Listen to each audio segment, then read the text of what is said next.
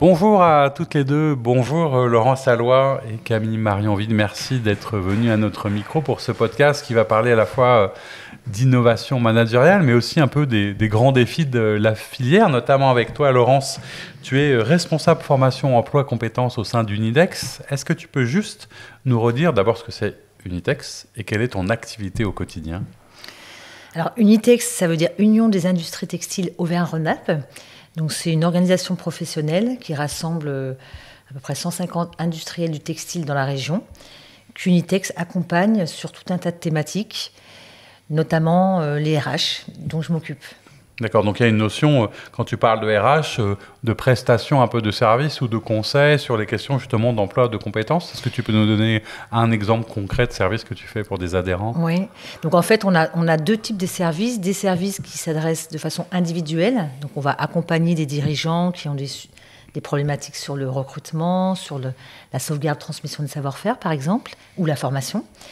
Et puis une de nos grosses thématiques, une de nos grosses valeurs ajoutées de mon point de vue, c'est de pouvoir adresser des sujets en collectif sur des thématiques qui sont communes à différents dirigeants.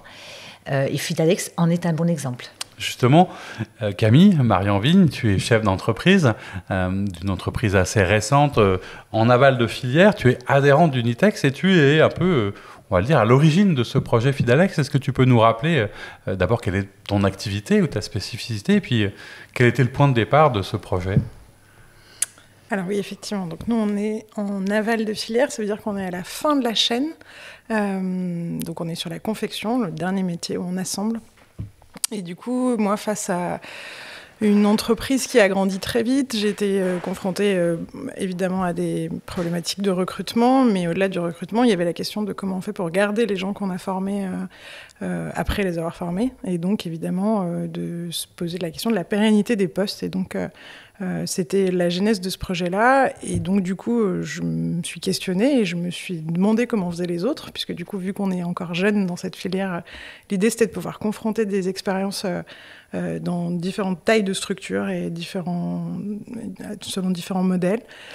Et voilà, et c'est comme ça que j'ai porté Fidalex au départ et que ensuite, du coup, je suis allée, je me suis adressée à Laurence entre autres. Voilà, parce qu'il y avait la notion aussi derrière quelque part de filière un petit peu aussi. C'était important de rassembler les acteurs et c'est pour ça aujourd'hui, Laurence, c'est toi qui gères ce projet et j'allais dire, tu fédères un peu les partenaires et tu parles au nom de la filière quelque part.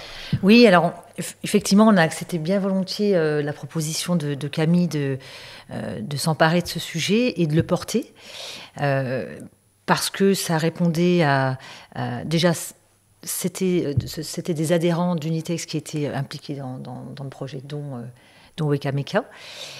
Également, c'est une thématique qui était très connectée à nos sujets d'actualité. Il se trouve que Unitex fait partie d'un COEF, contrat d'objectif emploi de formation, c'est-à-dire une dynamique à l'échelle régionale qui rassemble tout un tas d'acteurs en lien avec la formation et l'emploi. Donc c'était très cohérent qu'on amène ce projet dans le cadre de ce COEF. Et par ailleurs, ce projet collectif est également très cohérent avec notre feuille de route RSE, puisque l'innovation managériale, évidemment, peut être considérée comme une des façons de travailler l'angle sociétal et social de la RSE. Du coup, le projet un peu Fidalex qui fédère et rassemble un certain nombre de partenaires, c'était aussi quelque part une manière de répondre à un certain nombre d'enjeux que toi tu rencontrais par exemple dans ton entreprise, parce qu'on parlait des enjeux RH. Il y a, je crois, beaucoup d'enjeux en termes de sens et de reconnaissance, notamment. C'était un des éléments qui t'avait interpellé. Oui, et puis surtout, c'était aussi de se dire, en fait, si on a tant délocalisé et s'il y a tant de boîtes qui ont fermé dans notre secteur, est-ce que c'est pas aussi lié à une façon de faire qui n'était pas forcément adaptée à la génération qui arrive ? Et donc, réfléchir à comment on fait pour transformer profondément les choses et aller vers une filière qui se réinvente. D'ailleurs, des difficultés qui sont partagées par d'autres personnes qu'on a interviewées sur le recrutement, la fidélisation, l'attractivité des métiers. Mais il n'y a pas que ça comme défi aujourd'hui dans la filière. Il y a aussi des défis peut-être beaucoup plus concrets et immédiats que déjà de rester en vie. C'est aussi des choses qui sont importantes. Il ne faut pas non plus se voiler la face sur les difficultés du secteur. Oui, alors les défis, il en manque pas dans cette industrie comme dans l'ensemble de l'industrie.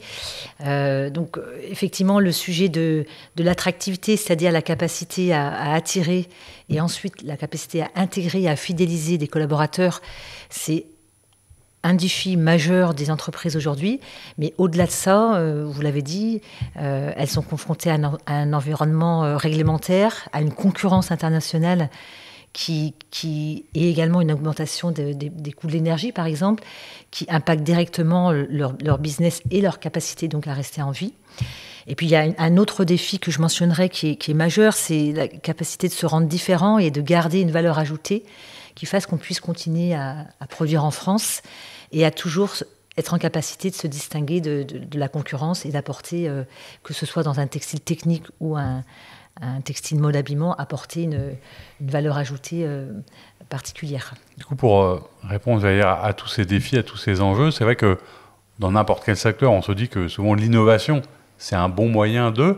Est-ce que c'est encore plus vrai dans le textile, Camille? Est-ce que tu as l'impression que c'est une filière qui se prête encore plus à la créativité, la liberté, l'inventivité? Alors, je pense qu'effectivement, ça doit dépendre des industries, mais nous, dans l'industrie textile, c'est d'abord les gens qui font. On a des gens derrière chaque machine et il y a un savoir-faire qui est hyper présent. Et donc, effectivement, oui, il ne suffit pas de créer des machines qui vont faire toutes seules. Pour l'instant, ça existe quasiment pas. Mais en tout cas, il s'agit plutôt d'essayer de confronter les enjeux de performance de l'entreprise avec les enjeux individuels de chaque personne qui travaille. Et en fait, c'est ça l'innovation managériale, c'est arriver à confronter les deux et arriver à trouver un terrain d'entente entre les deux et à arriver à imaginer des solutions de travail qui soient justement innovantes. Et comment est-ce qu'on fait pour innover? Est-ce qu'on se lève un matin en disant tiens, je vais innover, ou alors on essaie de répondre à une question en sortant du cadre, en étant différent? Comment on peut raconter ce que c'est qu'une innovation en vrai, Laurence? Pour moi, en fait, innover, c'est notamment sur le sujet du management, c'est pas forcément imaginer qu'il y a des grands principes ou des grandes théories que l'on cherche à appliquer. C'est vraiment des petits pas qui font que progressivement, on va changer des choses dans l'entreprise, dans la façon d'organiser des réunions, de mobiliser ses collaborateurs. Et donc, c'est un curseur qui progressivement, des pas de côté qui vont faire que dans le management, en tous les cas, on va progressivement changer les pratiques. Donc, l'innovation, c'est une culture, c'est une façon de travailler, plus que des grands principes que l'on va chercher à faire sien, en fait. Mais c'est pas anodin d'ailleurs qu'on parle d'innovation managériale au sens où on s'adresse à la fois aux managers, mais aussi parfois aux dirigeants. Hein, ça dépend de la taille de l'entreprise. Pourquoi est-ce que parce que les ressources humaines, c'est quand même, tu le disais Camille, au centre du jeu, l'humain au centre du tout. Le manager aujourd'hui, la posture de manager, c'est ça qu'on cherche à faire évoluer un petit peu. Comment est-ce qu'on se positionne comme manager? C'est la véritable question dans l'innovation. Sur cette posture, qu'est-ce qu'on met derrière la posture du manager aujourd'hui? Moi, je dirais qu'il faut distinguer le dirigeant, le dirigeant manager, qui est d'ailleurs dans le projet Fidalex, c'est le dirigeant qu'on a cherché à cibler avant tout. Donc il faut distinguer ça du management intermédiaire, qui est un autre échelon de management, qui est très en difficulté actuellement dans les entreprises, parce que c'est un type de management qui n'a pas forcément le temps et également l'environnement qui lui permet de manager. C'est-à-dire qu'on demande souvent à ces managers d'aller très vite. Et voilà. Donc je dirais qu'il y a ces deux types de management. C'est bien le premier type que l'on adresse dans Fidalex, au travers notamment du manifeste. Le manager, effectivement, intermédiaire, comme le dirigeant, c'est pas tout à fait la même chose. C'est aussi sans doute ça qui t'a intéressé et du coup qui a intéressé Unitex pour se plonger totalement dans ce projet Fidalex. Tu parlais tout à l'heure du contrat objectif emploi, mais c'est aussi de la RSE. Qu'est-ce qu'il y a comme enseignement à tirer de tout ça? Comment est-ce qu'on peut donner ou partager l'information avec peut-être d'autres dirigeants, d'autres chefs d'entreprise qui seraient concernés? Alors, tout l'atout du projet Fidalex, c'est justement d'amener des livrables, c'est-à-dire au-delà du travail qui a été fait par les entreprises qui ont participé au projet. Il y a 3 livrables principaux qui vont sortir du projet. Premier livrable, des podcasts. Ce qu'on est en train de faire aujourd'hui. Voilà. Deuxième livrable, un livre blanc qui va intégrer un manifeste. Alors, le manifeste, c'est 10 propositions clés qui ont été construites par le groupe de travail sur la base de l'intervention d'ailleurs d'une prospectiviste qui nous a aidés à nous projeter à horizon 2030 et à intégrer dans les pratiques de management comment on doit tenir compte de ces évolutions sociétales et technologiques, etc. Et troisième livrable, le forum de l'innovation managériale qui aura lieu donc le 16 octobre, au cours duquel on aura un certain nombre on aura un expert qui va intervenir, également une table ronde qui va donner à voir les différents sujets. Justement pour partager avec ceux qui n'auraient pas pu forcément suivre. Alors ce manifeste, on en parlait, c'est un moment important aussi parce que la filière se retrouve dedans. Il y a 10 éléments principaux. Camille, dans ce manifeste, est-ce qu'il y en a un en particulier qui t'a marqué, que tu retiens, dont tu as envie de parler avec nous ? Moi, ce qui m'a marqué, c'est le fait de devoir accepter de manager dans un environnement pas très stable. Et d'être capable d'accepter ça, d'accepter qu'en fait, même dans ces moments qui sont très difficiles dans la vie d'une entreprise, etc., il faut faire confiance en le fait qu'on va y arriver, que c'est un moment qui est difficile et qu'il faut passer par ça. Et que tout n'est pas... on est en ce moment dans une période économique qui est très compliquée, avec des contraintes assez fortes, etc. Et du coup, arriver à faire face à tout ça et à manager dans ce truc très mouvant. Ouais, accueillir qu'il n'y a aucune certitude, qu'il n'y a rien qui est certain, qu'on ne sait pas de quoi demain est fait, c'est justement peut-être d'inspirer aussi confiance et d'être posé dans l'instabilité, parce que c'est aussi sans doute la posture du manager que de rassurer les collaborateurs. Qu'est-ce que tu retiens, toi, du coup, dans ce manifeste qui t'a semblé important, Laurence, un point en particulier ou... Alors, je dirais que moi, les 10 propositions, je les trouve toutes très pertinentes. Moi, ce que j'ai envie de dire ici, c'est qu'il se trouve que ce manifeste, on l'a soumis à l'ensemble des adhérents d'Unitex pour voir comment ils réagissaient et pour leur demander de réagir, donc de faire évoluer, mais aussi de témoigner de leur propre façon d'innover dans le management.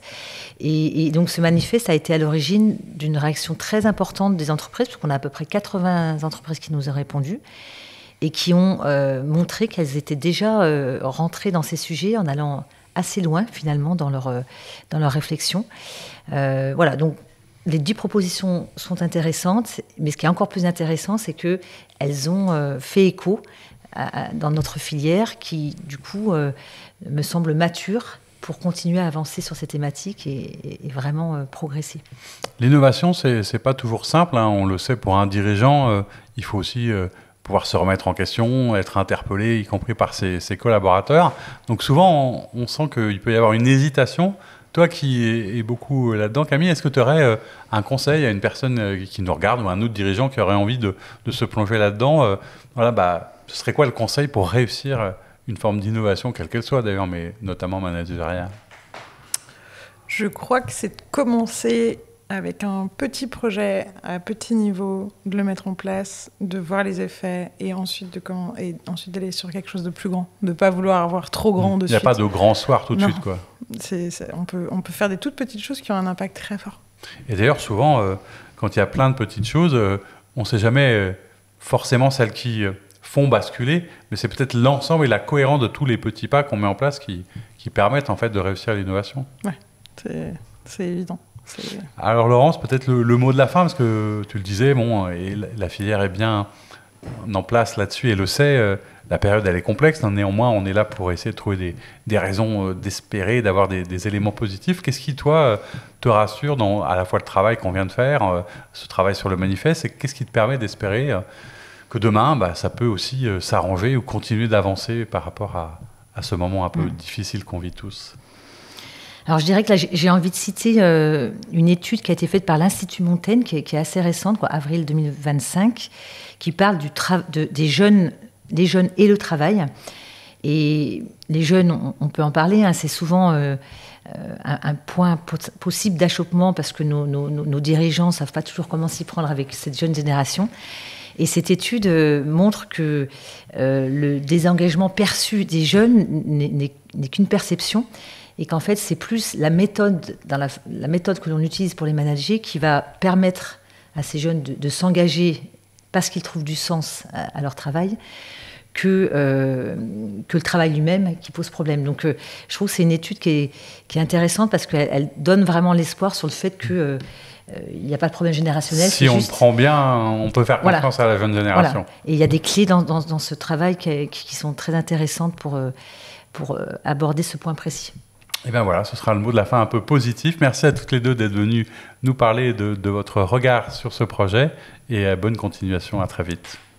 Merci. Merci.